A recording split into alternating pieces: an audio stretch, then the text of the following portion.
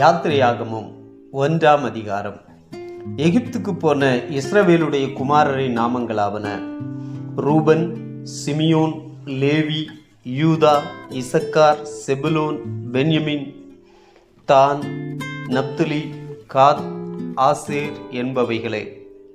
இவர்கள் யாக்கோபுடனே தங்கள் தங்கள் குடும்பத்தோடு கூட போனார்கள். யோசேப்போ அதற்கு முன்னமே எகிப்தில் போயிருந்தான். யாக்கோபின் கற்ப பிறப்பாகிய யாவரும் 70 பேர். யோசேப்பும் அவனுடைய சகோதரர் யாவரும், அந்த தலைமுறையார் எல்லாரும் மரணமடைந்தார்கள். இஸ்ரவேல் புத்திரர் மிகுதியும் பலுகி ஏராளமாய் பெருகி பலத்திருந்தார்கள்.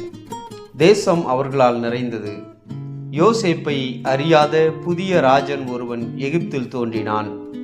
அவன் தன் ஜனங்களை நோக்கி, இதோ இஸ்ரவேல் புத்திரராகிய ஜனங்கள் நம்மிலும் ஏராளமானவர்களும் பலத்தவர்களுமாயிருக்கிறார்கள்.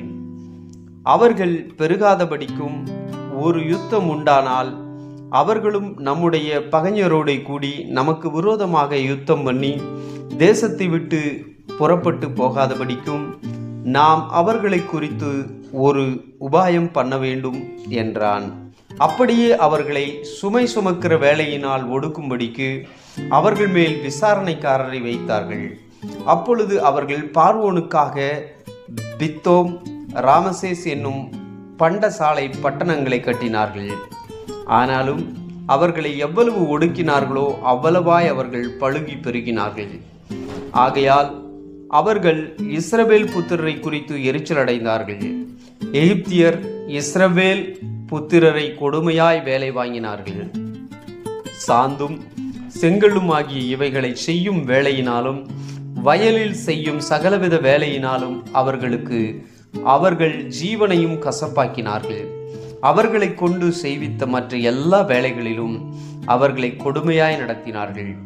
அதுவுமன்றி எகிப்தின் ராஜா சிப்பிரால், பூவால் என்னும் பேருடைய எபிரேய மருத்துவச்சிகளோட பேசி, நீங்கள் எபிரேய ஸ்திரீகளுக்கு மருத்துவம் செய்யும்போது அவர்கள் மனையின் மேல் உட்கார்ந்திருக்கையில் பார்த்து, ஆண் பிள்ளையானால் கொன்று போடுங்கள், பெண்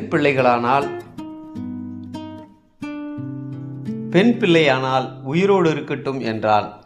மருத்துவச்சிகளோ தேவனுக்கு பயந்ததினால் எகிப்தின் ராஜா தங்களுக்கு இட்ட கட்டளைப்படி செய்யாமல் ஆண் பிள்ளைகளையும் உயிரோடே காப்பாற்றினார்கள். அதனால் எகிப்தின் ராஜா மருத்துவச்சிகளை அழைப்பித்து, நீங்கள் ஆண் பிள்ளைகளை உயிரோடே காப்பாற்றுகிற காரியம் என்ன என்று கேட்டான்.